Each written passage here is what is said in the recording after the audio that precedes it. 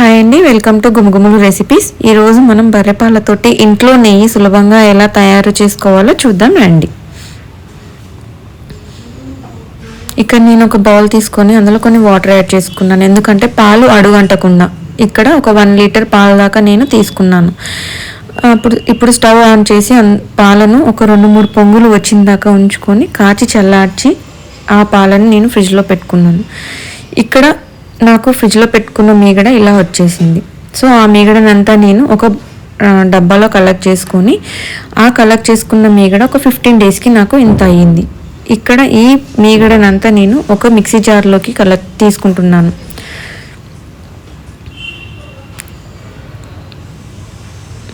ఇలా తీసుకున్న మీగడని నేను ఒకసారి వేసుకోకుండా 2 సార్లు వేసుకుంటున్నాను. ఇలా తీసుకున్న మీగడను మిక్సీ జార్లో వేసుకొని ఒక 5 మినిట్స్ మనం బ్లెండ్ చేసుకుంటే మనకి ఇక్కడ ఆ మీగడ అనేది లైట్గా క్రీమీ కన్సిస్టెన్సీలో వస్తుంది. ఇలా వచ్చిన మీగడని మళ్ళీ ఇంకొక 5 మినిట్స్ మనం బ్లెండ్ చేసుకుంటే కొంచెం థిక్ కన్సిస్టెన్సీ వస్తుంది. ఇలా వచ్చిన మీగడలో మనం ఒక 5-6 ఐస్ క్యూబ్స్ యాడ్ చేసుకొని మళ్ళీ ఒకసారి బ్లెండ్ చేసుకున్న తర్వాత మనకి ఇంకొంచెం థిక్ క్రీమీ కన్సిస్టెన్సీ వస్తుంది. ఇక్కడ మనం కొంచెం ఒక 1/2 గ్లాస్ వాటర్ యాడ్ చేసుకోవాలి, కూల్ వాటర్ యాడ్ చేసుకొని బ్లెండ్ చేసుకున్న తర్వాత మనకి వెన్న అనేది ఇలా వస్తుంది. ఇలా వచ్చిన వెన్ననంతా నేను ఒక ప్యాన్లోకి యాడ్ చేసుకుంటున్నాను. ఇలా సెకండ్ టైం కూడా సేమ్ రిపీట్ చేసిన తర్వాత వచ్చిన వెన్ననంతా ఒక ముద్దలాగా చేసుకున్నాను. ఇలా చేసుకున్న ముద్దనంతా తీసుకొని వేరే గిన్నెలోకి యాడ్ చేసుకుంటున్నాను.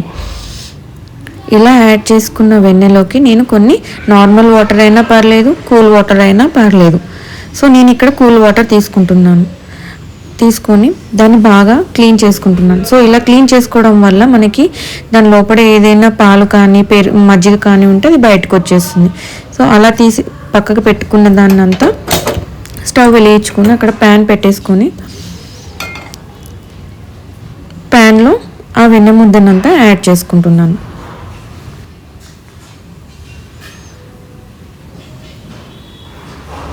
ఇలా యాడ్ చేసుకున్న వెన్న అంతా కరగడం స్టార్ట్ అవుతుంది.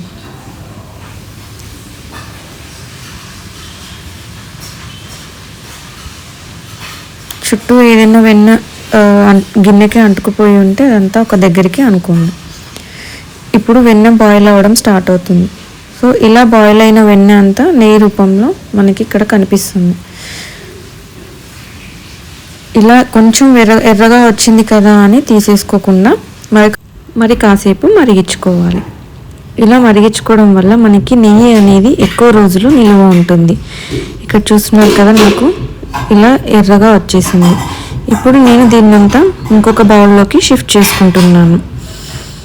అంతే, ఇంట్లోనే సులువుగా నెయ్యి తయారు చేసుకోవచ్చు. Thanks for watching. Subscribe to our channel. Bye bye.